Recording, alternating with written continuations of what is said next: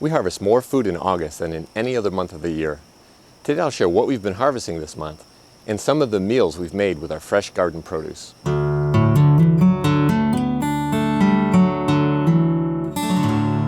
Though some of the recipes I share in my videos do take quite a bit of preparation, not all of our meals require that much work. For example, we often just graze around the garden eating fresh raw produce. What could be easier than stepping out the back door and eating fresh veggies and fruit? My wife and I eat at least 6 meals per week like this, just strolling around the garden snacking on our favorite garden treats. In August, some of our favorites include small tender pole beans, blackberries, grapes, carrots, and of course cherry tomatoes. Even when not eating raw produce directly from the garden, many of our meals are quite simple.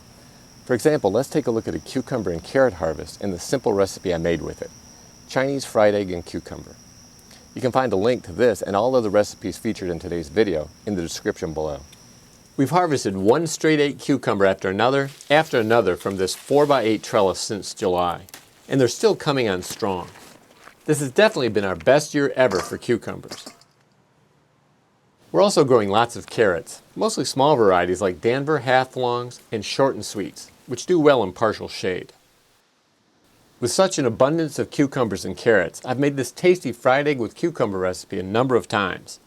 It's very easy to make, and I follow the recipe closely, except that I use much less oil to keep the calories down.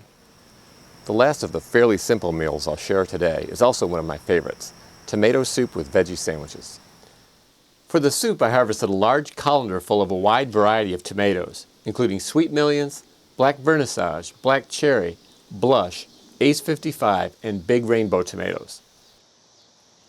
Here's the complete tomato harvest along with basil, oregano, and Jimmy Nardello peppers that I also added to the soup.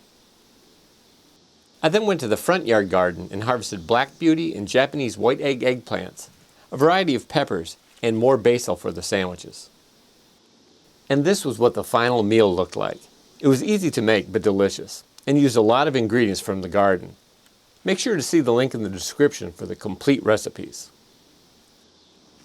Okay, that was the last of the fairly simple recipes. The next meal took quite a bit of work but was worth the effort.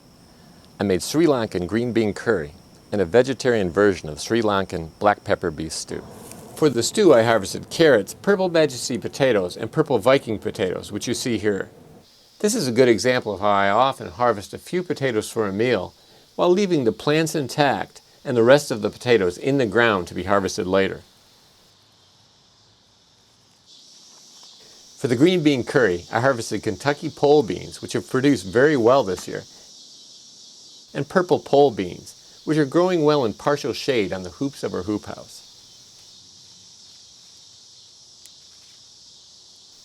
And here's the final harvest of potatoes, beans, and carrots.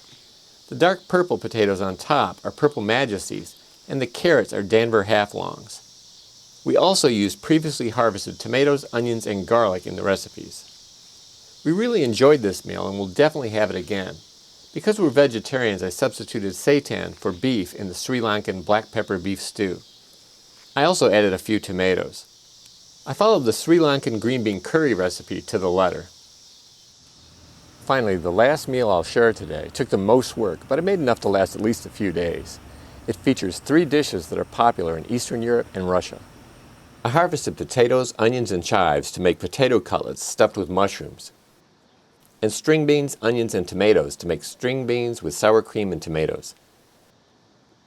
Finally, I harvested celery, beets, carrots, tree collards, and chives to make borscht. This meal definitely took some work, but was well worth it.